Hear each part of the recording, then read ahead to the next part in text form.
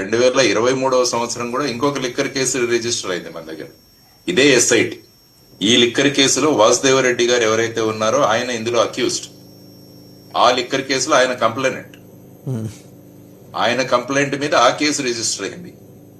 అంటే అప్పుడు వారు చెప్పడం ఏంటంటే ఈ కొన్ని కంపెనీలకి మాత్రమే ఈ విధంగా ఆదేశాలు ఇచ్చి వారికి ఎక్కువ ప్రొడక్షన్ చేసే అవకాశాలు కల్పించి తర్వాత ఇక ఎలక్షన్స్ దగ్గర అవుతున్న సందర్భంలో మళ్ళా వాళ్ళ ఈ లైసెన్స్ ను కూడా 2026 సంవత్సరం వరకు ఎక్స్టెండ్ చేశారని ఆ కేసు తోటి జరుగుతుంది. ఇదే సేమ్ సిఐడి దగ్గర ఇది ఒక కేసు, 23 కేసు.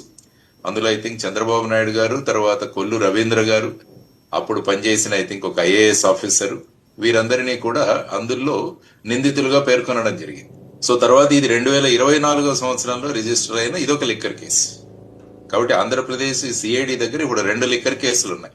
జనరల్ గా ఎలా ఉంటుంది సార్ అంటే ఇప్పుడు they have to go by the stand of the government కదా, ఎగ్జిస్టింగ్ గవర్నమెంట్. ప్రస్తుతం ఉన్న ప్రభుత్వం ఉండదు, ఎప్పుడు కూడా పోలీసు ఎవిడెన్స్ మీద వెళ్ళాలి, గవర్నమెంట్ మీద ఆధారపడదు ఎప్పుడు కూడా. మరి ఆ పాత కేసు సంగతి ఏంటి సార్? అప్పుడు పాత కేసు మరి అడగాలి, మరి పాత కేసు ఏమైందన్నది కూడా బయటికి రావాలి.